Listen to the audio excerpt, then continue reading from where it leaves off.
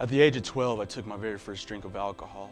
And throughout my high school year, I've always got into trouble because of my substance abuse, my alcoholism. I was in and out of jail, my drug usage, and my life was just a total mess.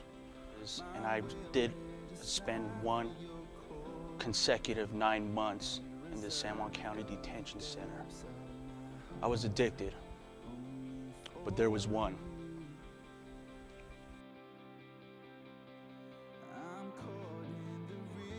Me and my children came out of a pretty hard situation, hard life, and started going to church. We'd probably been members of church for about a year.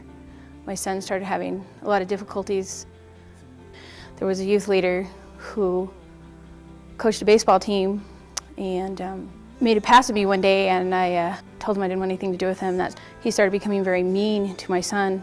I wound up pulling my son from the team.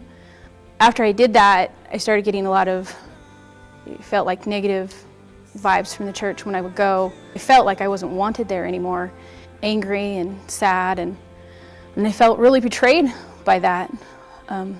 Betrayed so much that I refused to go to church for about 10 years. Started floating in and out of a couple of different churches where I didn't quite feel was the right fit for us. And I felt so betrayed, but then there was one. Ever since I was a little kid, I was the funny guy. As I got into like high school, I was like, hey, it's Friday night, do you want to hang out? And they would be like, no. So as I grew older, I was just like, well, you're not going to be the person that everyone wants to hang out with. And that was kind of hard to accept at first, but I got used to it. My family moved out of state. There was bills that needed to be paid. I had to support myself financially. I was trying to get back into college. There was no one to hang out with, no one really to talk to. I was alone. I was hurting. So there was nobody there, no one to comfort, no one to talk to. But there was one. But then there was one. But there was one. He's my dad. If there was anybody who's ever shown me Christ-like love, it was him.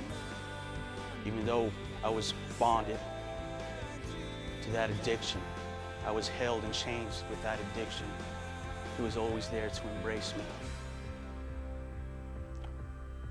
Some years ago, I became a licensed minister, and he was my #1 supporter.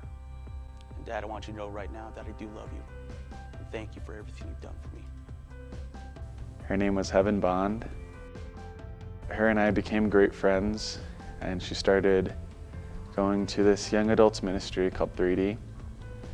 And one day she was like, hey, you should come with me. And I was like, all right. So her and I go to 3D, and that was the first night I actually felt the Spirit of God just move through these kids that were just going crazy.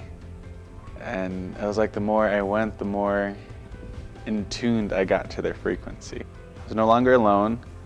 I was in love with God. I had this Caucasian family around me. I didn't know people could love another person that wasn't their own flesh and blood. I didn't know people could love another person like that. I'm so in love with God, and I'm so grateful to God that He put that one in my life, that heaven bond in my life. So I'm no longer alone. My daughter, who wanted to be part of a worship team, she got involved in the youth leadership. I was pretty defiant. And so I came into the church, and at first it was a little rugged for me to come back, but after about a year or so, I was amazed about the change in my life, the things that were happening, the peace I was feeling, all because of one person brought me back to God and made me feel whole again.